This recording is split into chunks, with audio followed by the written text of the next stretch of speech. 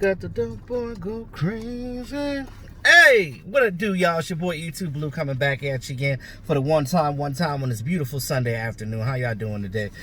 Real quick, I just want to talk about, before I get into the topic of discussion, I just want to give a couple updates on training camp and things of that nature. Tyron Smith, you know, he had the little hamstring pull, so they're getting him to come back slowly but surely.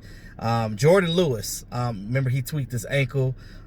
He should be coming back sometime next week, but they're bringing him back slow because, you know, you need your DBs, and he's one of the best ones on the team. So, you know, you definitely want your guys available. Cam Irving, they said that he had some health issue, some sickness, but it wasn't COVID. And I don't understand why they're so hush on players, you know, health, because I just feel like you talk about everything else.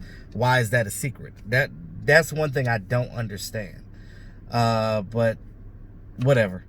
That's the thing with Cam Irving. That's why he hasn't really practiced this training camp. A lot of the young offensive linemen, even the new guy that they signed to, the Pace or whatever that they signed. So a lot of these young guys are getting ample amount of opportunities to show this team that they can be backups and things of that nature. So again, I told you guys before, since there was no OTAs, there was no mini camp, no off-season program, period. They literally just got there in like late July.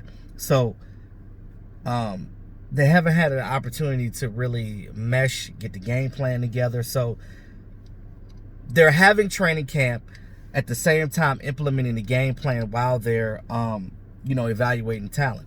And it's hard for these younger guys to get reps because a lot of the starters have to get reps because they got to implement their game plan. We have a new coaching staff, so some of the language is different. I mean, they're going to go with a lot of the same things, but some verbiage changes. They're going to be doing different schemes and moving around, so they have to practice that.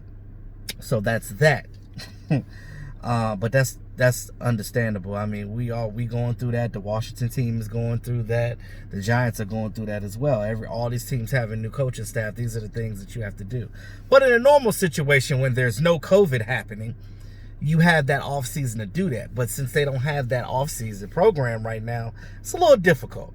Now, I will say this. I'm liking what I'm seeing from these DBs. You know, Clinton Dix, he's got good camaraderie with Xavier Woods. Those are your expected starters at safety right now. Now, look at cornerback. Daryl Worley standing out. I think that Anthony Brown, Daryl Worley, Chidobe Awuzie, and Jordan Lewis, they're probably going to be your starters there. And then well, you know, because, you know, it depends on what package they're in, because you might have two corners, you might have three corners, two safeties on the field, or you might have one safety and four corners. It depends on what they're running. It depends on what they're running. So I look at it like this. You have options there. Trayvon Diggs, I'm loving what I'm seeing for the young rookie. This guy's tracking the ball. And the fact that he played wide receiver before, he's played both ways, so he knows how to catch the ball, he knows how to track the ball, and it's almost like when he's running after the wide receiver, it's almost like a jump ball because they're both looking up at it, and he's able to either bat it down or come down with the interception. So I think that Trayvon Diggs is going to have a very good career, and at some point they're going to have to pay him some money after his rookie contract is up, but that's in the future though. And I'm hoping that's what it is, you know. Let him play it down before I start hyping him up. But again, he's from Alabama, so, you know, got that experience with the limelight. So he's been out there with the flashing lights. So it's not nothing new to him. He didn't come from a small school. So now, we know that CeeDee Lamb is looking good. He's out there looking like a guy that's been on the team for a couple of years, really. With this three-way tandem that we have, and these cornerbacks are still covering pretty good, it goes to show you how good they are, because our wide receivers are good too, and they're all good route runners. And the thing that I'm gonna see this year that I probably haven't seen for the Dallas Cowboys in a long time, I don't even remember the last time I really seen it, where your top 3 wide receivers can play all 3 positions. They can play the X, they can play the Y, they can get in the slot. They can do it all of them. So you can move these guys around wherever you want. You don't have to just stick one guy in one spot. Amari Cooper said himself, I don't want to be in one spot because it's too predictable. We've heard that before, haven't we? We sure have. Now,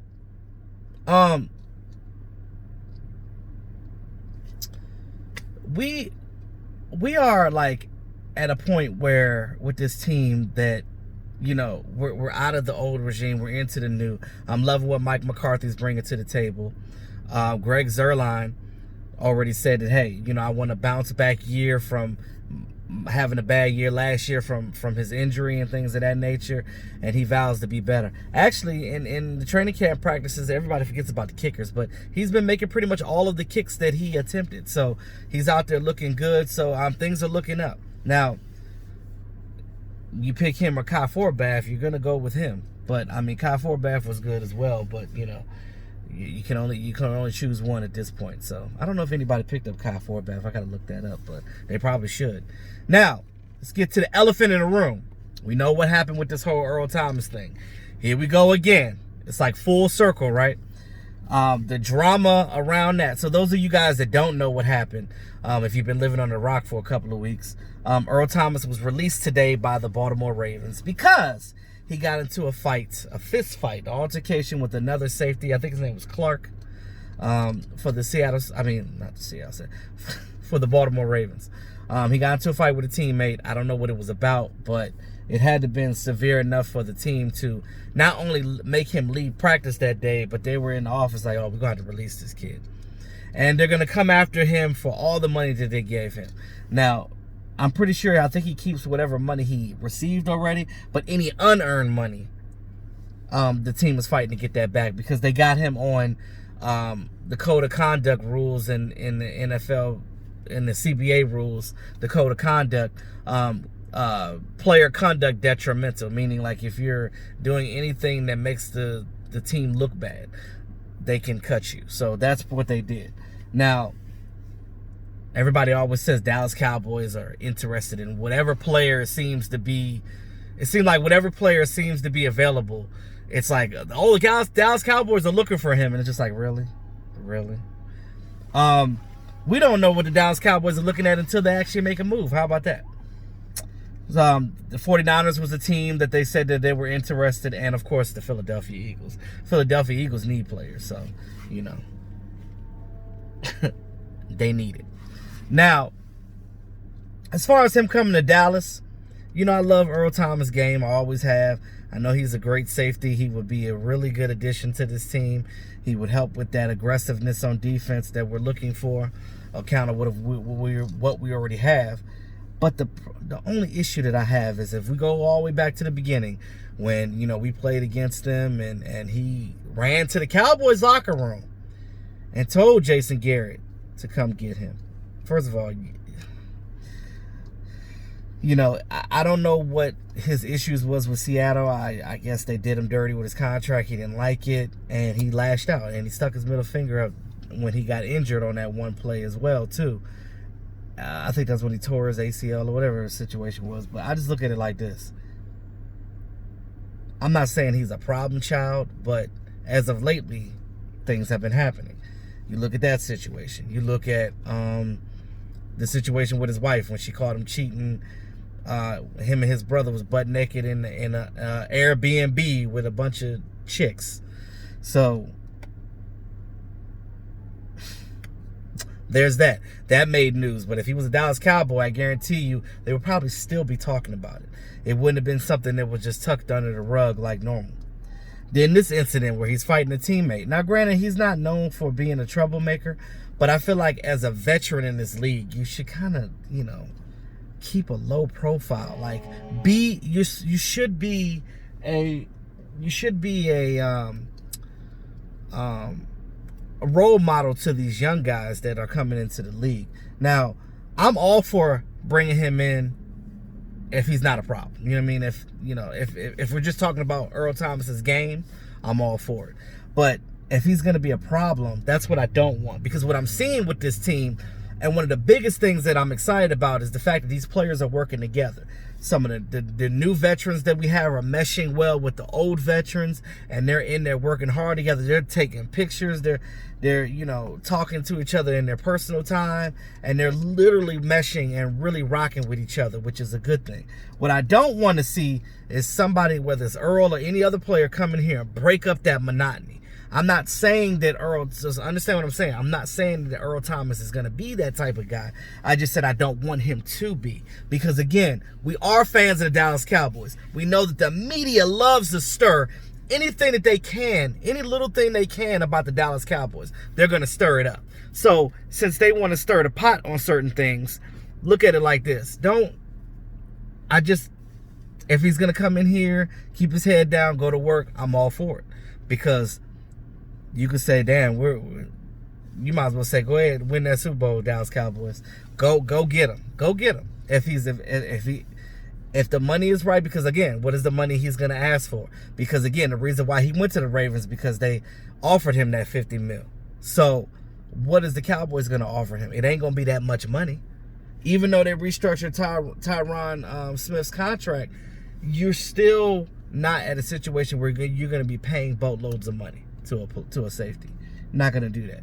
So maybe if he gives that hometown discount, because you know he's from Texas and he currently lives in Austin, which is like 45 minutes to an hour away from DFW.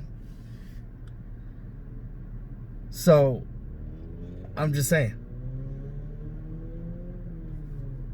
if that's the case, if he comes in and does what, I'm all for it. I'm all for it. But if it's gonna be an issue, I don't want that. I don't want that.